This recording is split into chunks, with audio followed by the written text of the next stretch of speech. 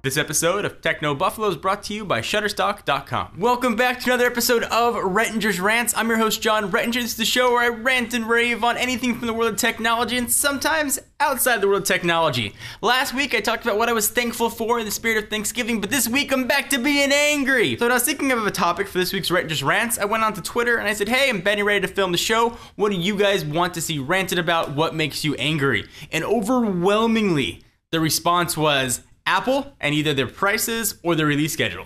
So I thought I'd touch a little bit about both of those and give you guys some business background and maybe why that doesn't deserve a rant, and maybe why it does. This is Rettinger's Rants. Let's go and get started.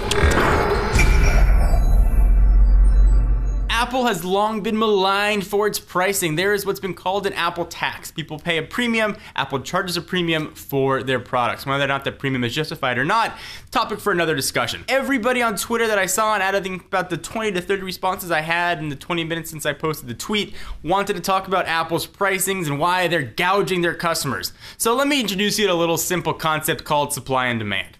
It's a simple curve, goes like this, and it's supply and demand. In the middle is called the equilibrium point, and that's where the supply of a product equals the demand. And on your X and Y axis, you've got pricing. And the pricing is what a company can charge to hit that equilibrium number. Apple is right now the biggest, most valuable company in the world.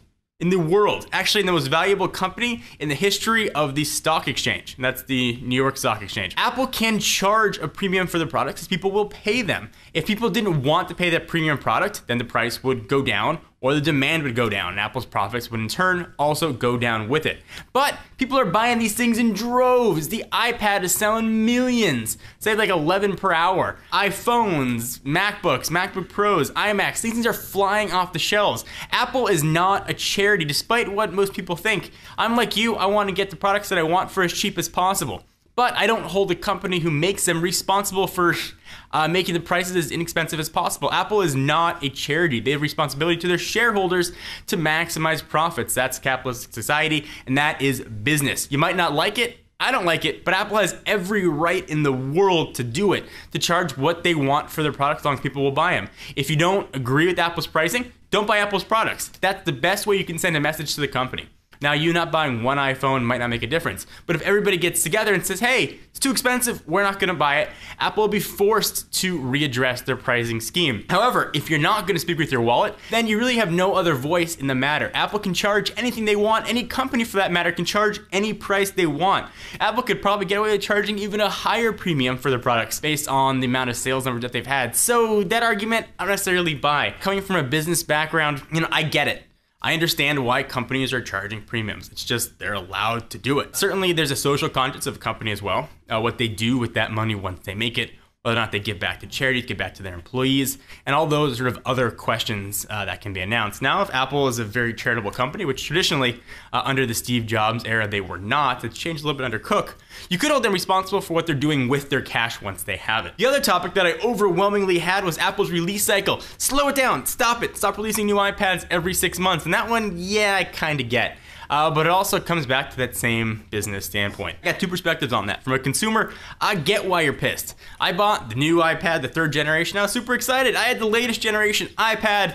I knew that I was gonna have the latest technology for the next year. I saved up my money and I bought it. And then boom, 6 months later, iPad 4 comes out with the new Lightning connector and faster stuff inside of it. And that's annoying. You want to feel like you've got the best product for as long as you can. But that's not the reality of the world. That's not the way capitalism works. Apple, once again, is a for-profit company. Their job is to make money. They were heading into the holiday season. They want to be as competitive as possible. And iPads are flying off the shelf. If you disagree with the release cycle, stop buying iPads, stop buying iPhones, whatever product you disagree with.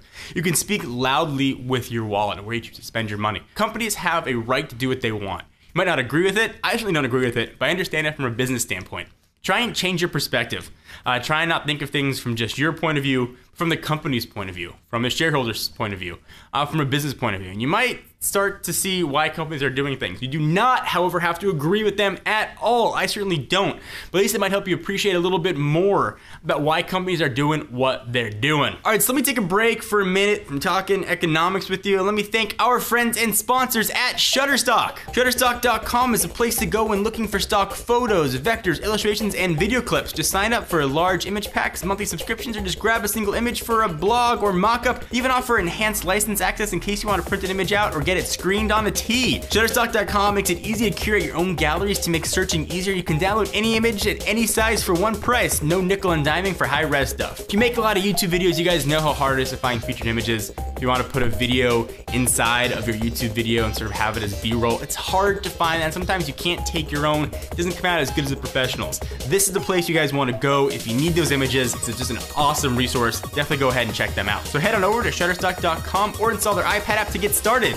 No credit card needed. When you find the images you want to use, enter code TECHNO11 to get 30% off any package. So go to Shutterstock.com, enter promo code TECHNO11, get 30% off, and you will make sure that your videos are looking awesome, pro quality. Your blog posts have the perfect images and teaser images in there. Folks at Shutterstock.com have y'all taken care of. Thank you guys for watching another businessy episode of Write and Just Rant. I know a lot of you guys aren't going to agree with this, but I did want to give a background and explain why companies are doing what they're doing. This isn't just true for Apple. It's true for really any business out there. Whatever business you work for, your parents work for, whatever it might be, everyone's trying to maximize profits. And that's sort of the business explanation for why these prices keep going up, release cycles keep getting shorter, and why there's so many new products on the market. So agree or disagree, love to hear what you guys have to say. Leave your comments down below. Check us out every week with a new episode of Write and Just Rants, and check out technobuffalo.com for latest and greatest tech news. I'm John Rettinger. See you next video.